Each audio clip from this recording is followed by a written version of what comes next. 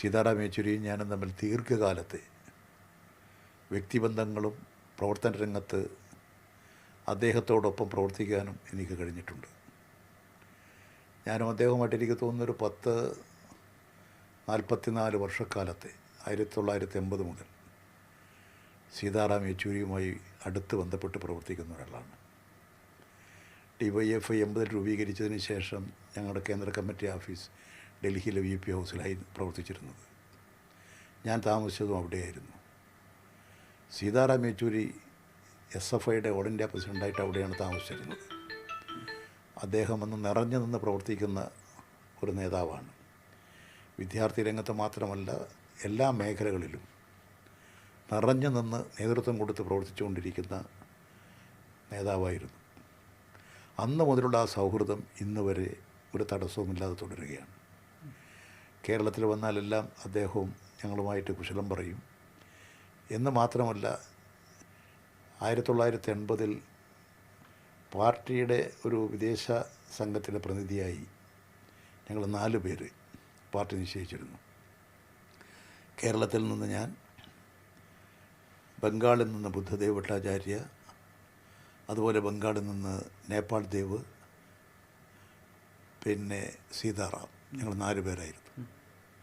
ഞങ്ങൾ 4 പേരും മറ്റ് പാർട്ടിക്കാരൊക്കെ അതിലുണ്ട്. പക്ഷേ ഞങ്ങളുടെ അന്നത്തെ ആ മോസ്കോ യാത്ര ഒരു 2 ആഴ്ചക്കാലത്തോളം അദ്ദേഹത്തോടൊപ്പമായിരുന്നു ഞാൻ.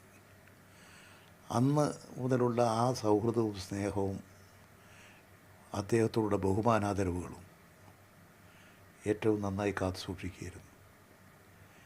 അദ്ദേഹം പടിപടിയായി ഉയർന്ന് അനുഭവങ്ങളിലൂടെ കരുത്ത് നേടി, മാർക്സ്യൻ പഠനങ്ങളിലൂടെ, സാമ്പത്തിക ശാസ്ത്ര പഠനങ്ങളിലൂടെ അറിവ് നേടി വളർന്നു വന്ന നേതാവാണ്. ജനങ്ങൾക്കിടയിൽ പ്രവർത്തിച്ച അനുഭവമുള്ള നേതാവാണ്. എല്ലാം ഒത്തിണങ്ങിയിട്ടുള്ള ഉത്തമനായൊരു കമ്മ്യൂണിസ്റ്റ് നേതാവാണ്. അതുകൊണ്ട് തന്നെയാണ് സഖാസുന്ദരിയും സൂർജിത്തും ബസവപ്പന്നയും ഒക്കെ പാർട്ടിക്ക് BTRും ഒക്കെ നേതൃത്വം കൊടുക്കുന്ന ആ കമ്മിറ്റിയിൽ അവരോടൊപ്പം, ആ ഉന്നത നേതാക്കളോടൊപ്പം, ഇന്ത്യയിലെ കമ്മ്യൂണിസ്റ്റ് പാർട്ടിയുടെ ആദ്യകാല PB നേതാക്കളോടൊപ്പം പ്രവർത്തിച്ച് അനുഭവങ്ങളിലൂടെ വളർന്നു വന്ന നേതാവാണ്. അദ്ദേഹം എന്നും പുഞ്ചിരിച്ചുകൊണ്ട് മാത്രമേ ആരോട് സംസാരിക്കാറുള്ളൂ. അദ്ദേഹത്തിൻ്റെ എല്ലാ കാര്യങ്ങളെക്കുറിച്ച് അദ്ദേഹം മനസ്സിലാക്കി വളരെ സംക്ഷിപ്തമായി ജനങ്ങൾക്ക് മനസ്സിലാകാൻ കഴിയത്തക്ക നിലയിലാണ് സംസാരിക്കുക. അദ്ദേഹം ആന്ധ്രയിൽ തെലുങ്ക് ഭാഷ കൈകാര്യം ചെയ്തു വന്നവരാണെങ്കിൽ അദ്ദേഹത്തിന് ഒരുപാട് ഭാഷകൾ അറിയാം. ഹിന്ദിയും ഇംഗ്ലീഷും തമിഴും തെലുങ്കുമൊക്കെ നന്നായി കൈകാര്യം ചെയ്യാൻ പ്രാപ്തിയുള്ള നേതാവായിരുന്നു.